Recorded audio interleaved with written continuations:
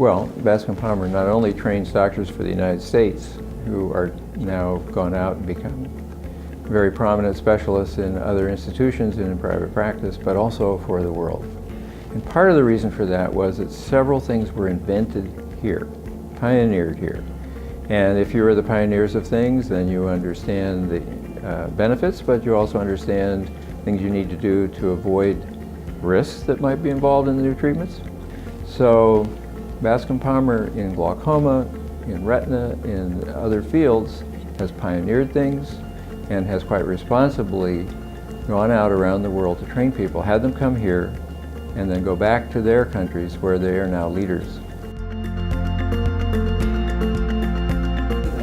Okay, the CURSO Interamericana was founded, I think, about 35 years ago here with Don Nicholson, one of the members of our faculty, and has gradually grown from 30 or 40 people up to 750, coming from nearly every country in Latin America.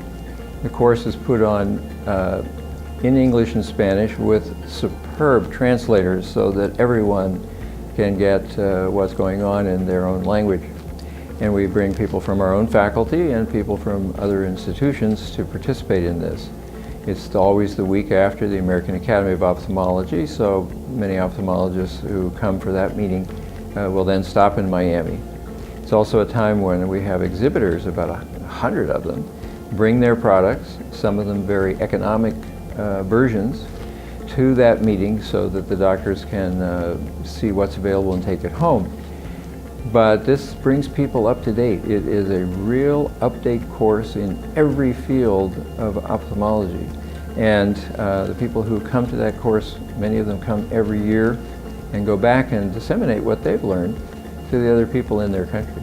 In addition, Bascom Palmer puts on mini CURSOs in Chile, Argentina, Venezuela, Guatemala, Uruguay over the years, and I and Dr. Perez and other faculty members are usually participating in those meetings in other countries, so take it to those countries.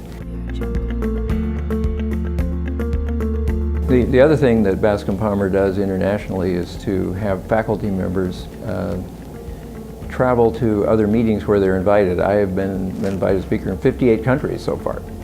And this is also an opportunity for me to meet young people who might be appropriate to have come and study with me when we get back home.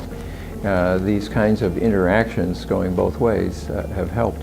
And there are a few things that I've actually learned at those meetings from other countries who also make contributions that I can help then disseminate around the world as I travel.